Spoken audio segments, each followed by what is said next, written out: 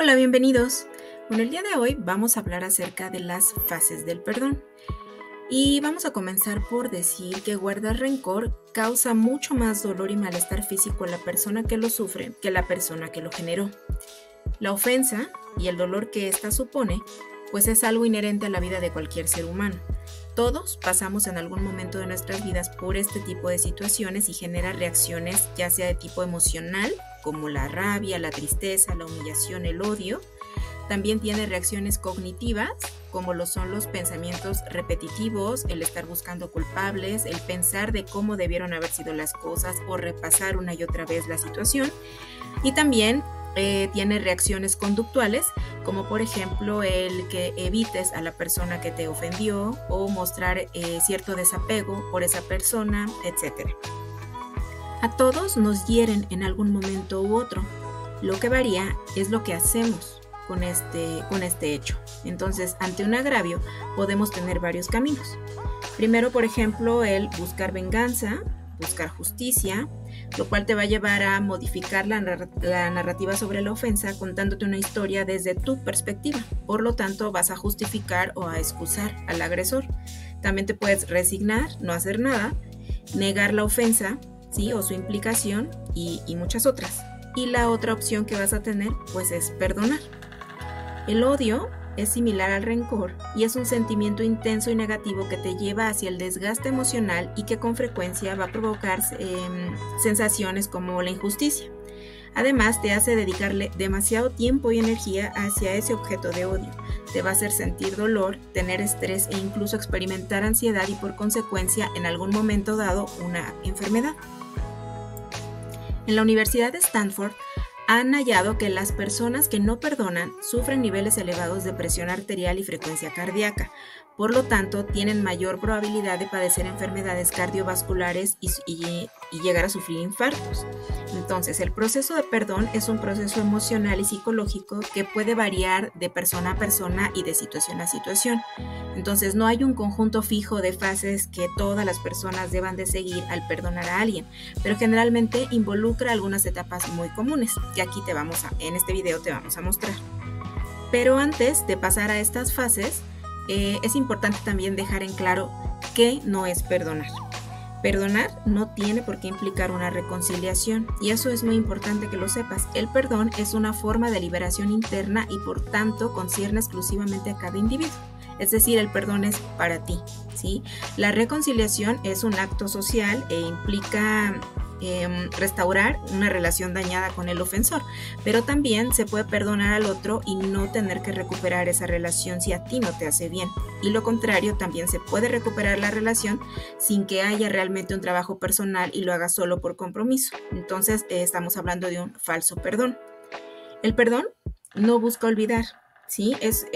Perdonar es algo más que no pensar en la ofensa. Implica una elaboración psicológica de lo que ocurrió y para ello es necesario recordarlo, ¿sí? Pero siendo conscientes de la situación. No se trata de olvidar la ofensa y dejarla pasar y ya, ¿no? Sino de dejar de tener esos pensamientos recurrentes y eliminar los deseos de venganza, y eso es más probable habiendo perdonado. De acuerdo con los datos provenientes de algunas investigaciones, las personas que perdonan muestran mayores niveles de olvido, tanto en referencia a características del agresor como de la ofensa. Ahora sí, entramos a las fases del perdón. Primero tenemos el reconocimiento del dolor. En esta fase, reconoces y aceptas que te has sentido herido por la acción o las acciones de otra persona. Y es muy importante permitirte sentir y procesar las emociones que surgen, es decir, que no las reprimas, ¿sí? Van a surgir emociones como la ira, la tristeza, el resentimiento o la confusión. Después vamos a comprender la causa. Aquí, en esta fase, tratas de entender el por qué la otra persona actuó de la manera en que lo hizo. Esto puede implicar empatizar con su perspectiva o buscar razones detrás de su comportamiento. Ojo, no necesariamente significa justificar lo que hicieron, pero puede ayudarte a contextualizar la situación. Después tenemos la aceptación. En esta etapa comienzas a aceptar que lo que ocurrió pues ya es algo que ya pasó y que no lo puedes cambiar, y que continuar aferrado al resentimiento solo te va a causar más y más dolor. Entonces aceptas la realidad de la situación y tus emociones al respecto tal y como son.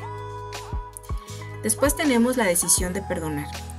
El perdón es una elección consciente, ¿sí? Tú decides que eso te está haciendo demasiado daño y entonces eliges liberar la ira y el resentimiento y el deseo de venganza.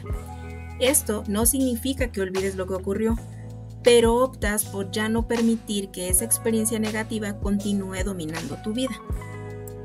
Después tenemos la fase de la empatía. En esta fase practicas la empatía hacia la otra persona, tratando de entender sus motivaciones y sus propias heridas.